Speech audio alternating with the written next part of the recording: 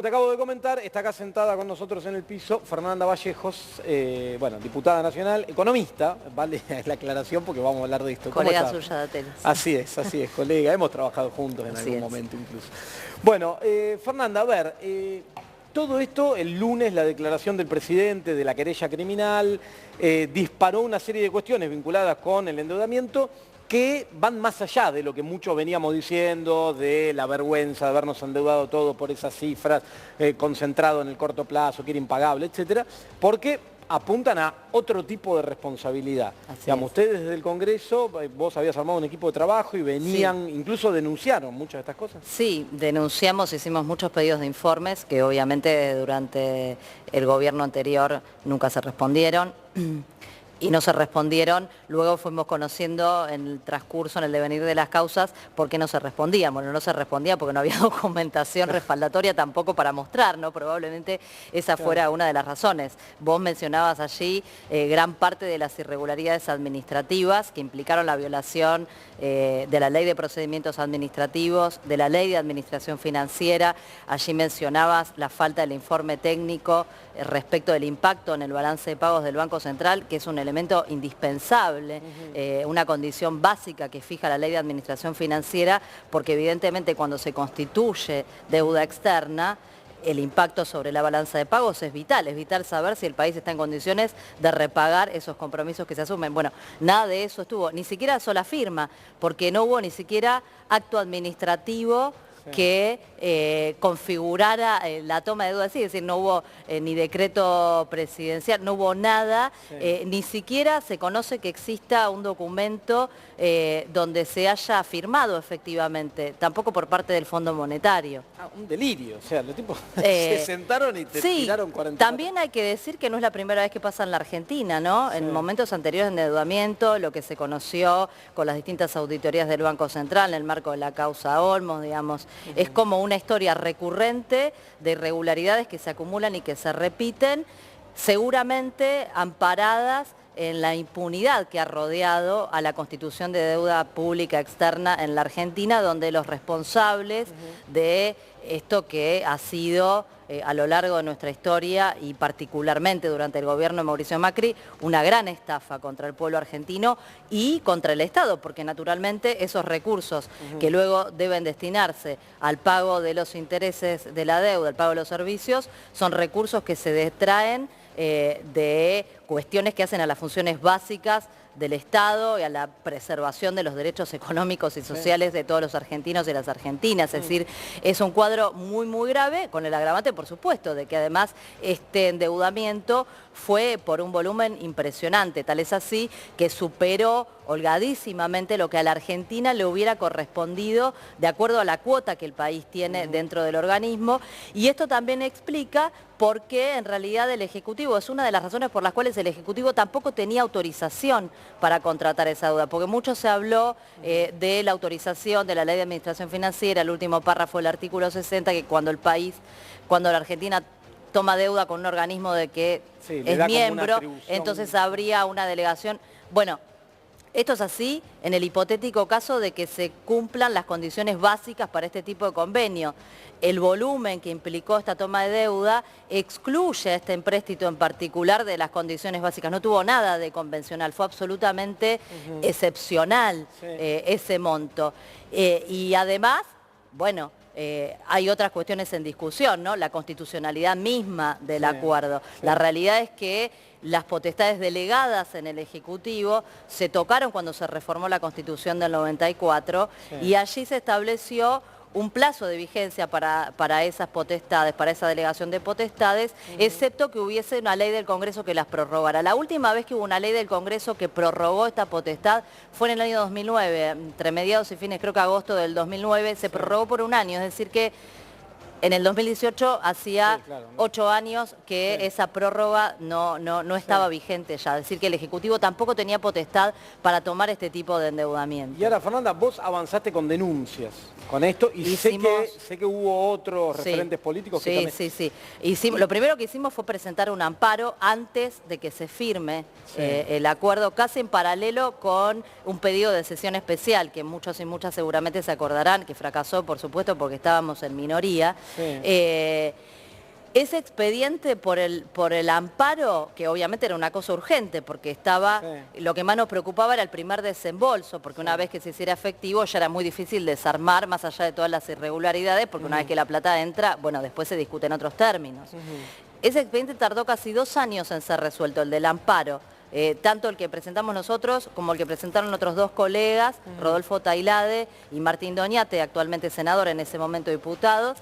Recién a principios del 2020 hubo una resolución que de todas maneras creo que es interesante el antecedente porque el juez, a través de las distintas notificaciones que se fueron cursando, en ningún momento desestimó la cuestión de fondo que se planteaba en el amparo, que tenía que ver con la nulidad de este acuerdo, ¿no? En realidad lo que dijo es que no teníamos legitimación activa, los demandantes, y bueno, y cuando se emitió el fallo, obviamente, que era extemporáneo, digamos, que era abstracto, porque ya habían pasado 2 años de que se habían desembolsado los 44.000 millones. Pero digo, en cuotas. estas responsabilidades tan evidentes, ¿no? Digo, haber violado normas básicas de la administración pública, como no haber tenido ni siquiera un expediente la ley de administración financiera, la ley de procedimientos administrativos. Digo, y ahí la justicia, que en su momento, por ejemplo, nosotros también tanta hicimos celeridad una denuncia penal y hay muchas más, ¿no? Y también hay denuncias en el fuero contencioso administrativo, que es donde salieron a la luz documentadamente muchas de esas irregularidades que vos señalabas en tu expediente, en la causa Murúa, en la causa Codiani. Y avanza, porque mucha gente me dice, che, pero ya pasó más de 1 año desde que el gobierno se fue, desde que y estos tipos no fueron ni siquiera a declarar una vez, a explicar. Las causas, ya te digo, los amparos que estaban en el contencioso administrativo, en el caso de los amparos, fueron desestimados.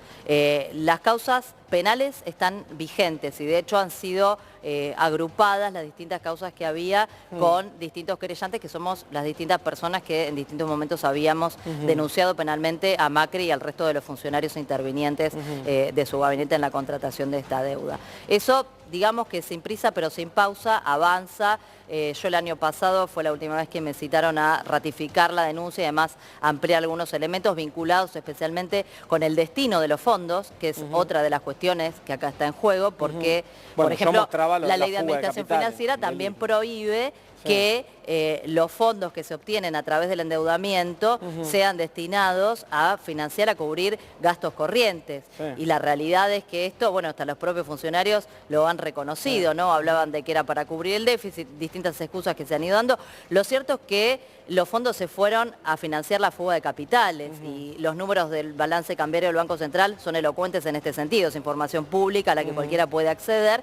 Desde el primer desembolso del Fondo Monetario hasta que se fue Macri, entre formación de activos externos, que son los dólares, digamos, para tesorería, que salen del circuito productivo, y la salida de capitales especulativos, que son los que entraban a hacer negocios especulativos en la Argentina con la tasa estratosférica que había en aquel momento, se fueron por fuga de capitales más de 6.000 millones más que el total de los desembolsos del Fondo Monetario Internacional.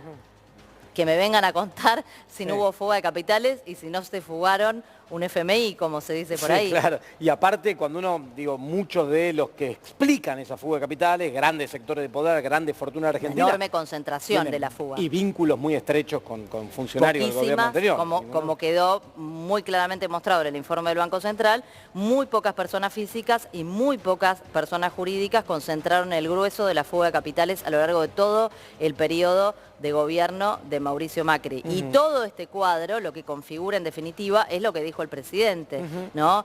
Un accionar de administración fraudulenta en contra del erario público. Bueno, y el presidente habló de malversación de caudales públicos, que es lo que, con, creo yo, sobrados elementos, la justicia, como ocurrió en el famoso caso Ballesteros, debería determinar cuáles son las responsabilidades de los funcionarios, solo que esta vez, para que haya verdadera justicia, debería ser en tiempo y forma, porque además acá hay otro punto importante, y es que tanto la ley de responsabilidad del Estado como la ley de administración financiera estipulan la responsabilidad patrimonial de los funcionarios que incumplen estas disposiciones fijadas por nuestra legislación vigente. Es decir que Macri y Duhovne, Caputo, todos los que intervinieron en esta escandalosa y criminal toma de deuda externa, no solamente deberían asumir su responsabilidad penal y administrativa, la que les correspondiese, sino que además tendrían que responder con su patrimonio personal por este tipo de accionar criminal. Te pregunto cortita, Fernanda, porque le voy a dar lugar a Lourdes, mi compañera, que te quiere hacer una pregunta. Pero esta, bien cortita, ¿puede terminar yendo preso Macri por esto que hizo con la deuda? Sí, por supuesto. Lo que tiene que ver con la administración fraudulenta es un delito tipificado en el Código Penal de la República Argentina y por supuesto tiene una pena de privación de la libertad, de cárcel. Qué bárbaro. Lourdes, quería hacer una pregunta. Sí, Fernanda, muy atenta a todo lo que se viene planteando, ¿no? Responsabilidades y cómplices, ¿no? Todos los que participaron ahora. La pregunta es, ¿se puede identificar a dónde fue a parar el dinero? Digo, ¿se puede recuperar? Y por otro lado, como también se violó el estatuto propio del Fondo Monetario Internacional, la deuda, ¿se tiene que pagar igual o hay alguna vía legal por donde se pueda también modificar eso? El hecho de haber violado el estatuto, ahí hay un punto importante que por ahí no se conoce, que es que Argentina es un país miembro del Fondo Monetario. Claro. Es decir, que el estatuto constitutivo del Fondo Monetario, que taxativamente establece en su artículo 6 la prohibición de que los fondos que el FMI te presta, el país los use para financiar una salida de capitales como la que había en la Argentina, también implica la violación de una ley argentina, que es la ley a través de la cual se ratificó el estatuto, el convenio constitutivo como del miembro, Fondo Monetario. Claro, Argentina exactamente, es decir que la Argentina, además de todo, también incumplió con las obligaciones asumidas con el propio Fondo Monetario del que forma parte. ¿Y a dónde fueron los fondos? Bueno, es claro que se fugaron. Sí. Ahora, ¿a dónde están físicamente alojados? Eso no lo sabemos. No se puede. Podemos obviamente presumir. Yo siempre digo que el Fondo Monetario podría prestar una enorme cooperación a la Argentina identificando dónde están las guaridas fiscales, a dónde se han fugado por lo menos gran cantidad de esos dólares que así como se le prestaron a la Argentina o se le prestaron a Macri, porque en realidad está muy en cuestión, ¿no?, que el préstamo haya sido a la Argentina cuando no hubo intervención del Congreso Nacional, cuando se violaron todas las normas vigentes, etcétera, etcétera. Pero la realidad es que ahí hay un camino para recorrer, ¿no? Sí. que está abierto, con, por supuesto, una debilidad para la Argentina, que es una debilidad que sufren en general todos los estados soberanos, y es la carencia de un marco legal internacional que regule, que ponga equilibrio y que establezca un piso de justicia en la resolución de situaciones como esta que hoy nos toca vivir a nosotros, que tampoco es la primera vez que nos toca vivirla, ¿no? Cuando discutíamos, por ejemplo, con los fondos buitres y se había avanzado muchísimo en este terreno, lamentablemente luego fue un camino que se desandó durante la presidencia de Macri, pero justamente lo que estaba puesto sobre la mesa del Concierto Internacional de las Naciones era la ausencia de marcos regulatorios que pongan un orden, un justo equilibrio en este tipo de situaciones donde los estados soberanos se ven de alguna manera desamparados, ¿no? Porque acá cuando no hay normas lo que termina imponiéndose es la ley de la selva y estamos hablando de un país periférico como somos nosotros, solito peleando contra el Fondo Monetario Internacional, donde en definitiva están nucleadas todas las principales potencias del mundo, empezando por los Estados Unidos, que son los que tomaron la decisión política de darle ese Fernanda, dinero a estamos negociando con el FMI, ¿esto puede entorpecer un acuerdo, un posible acuerdo con el Fondo Monetario ahora? No, de ninguna manera, me parece que es poner las cosas sobre la mesa. Uno no puede ir a una negociación escondiendo información que además es pública, es notoria, que está en los expedientes judiciales que están cursando y por el contrario, Argentina se privaría de una carta que en todo caso le da fortaleza a la hora de negociar, ¿no? Porque acá el Fondo Monetario también, y de alguna manera lo vienen haciendo, tiene que asumir una corresponsabilidad en esto, más allá de que Lagarde no esté más, de que su segundo no esté más y que ahora haya nuevas autoridades, pero bueno, tampoco está más Macri, ni Duhovne, ni Sandleri, ni todos esos.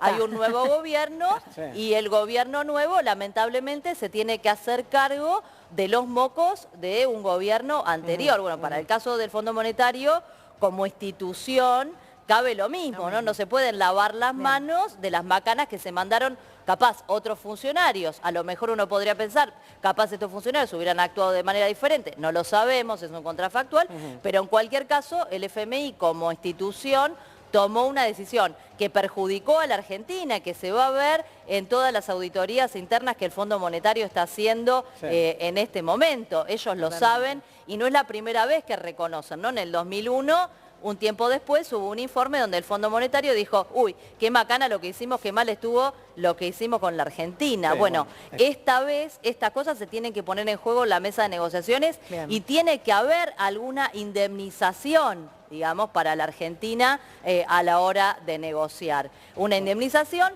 significa que se tiene que llegar a un acuerdo, si se llega, que sea razonable para la Argentina. No solamente que sea pagable, sino que sea pagable en las condiciones en las que la Argentina la puede pagar sin sacrificar ninguna de las cuestiones que son fundamentales para nosotros. Recuperar la actividad económica, recuperar el empleo en la Argentina, mejorar la situación de los salarios que están sumamente atrasados, resolver una situación de desigualdad que viene en avance desde hace 5 años y bueno, todas estas cosas tienen que estar en juego. Allí puede haber una quita, allí puede haber una extensión de los plazos, porque cuando el préstamo se otorgó en condiciones que nada tienen de convencional, pues no hay motivo para pensar que tiene que haber convencionalidades a la hora de resolver eso que claramente, bueno, estuvo mal dado. Bueno, esperemos que esto ocurra por una vez, que se haga justicia y que además los responsables den cuenta de esto. Ojalá avance tu denuncia y otras que hay por ahí. Muchas gracias, Fernanda, por haber venido esta noche, habernos explicado todo esto. Quédate ahí una pequeñita pausa y nos metemos ya con algunos temas que nos quedan. Entre otros, si sos inquilino, quédate y presta atención. Mira, dale, vamos a una tarde.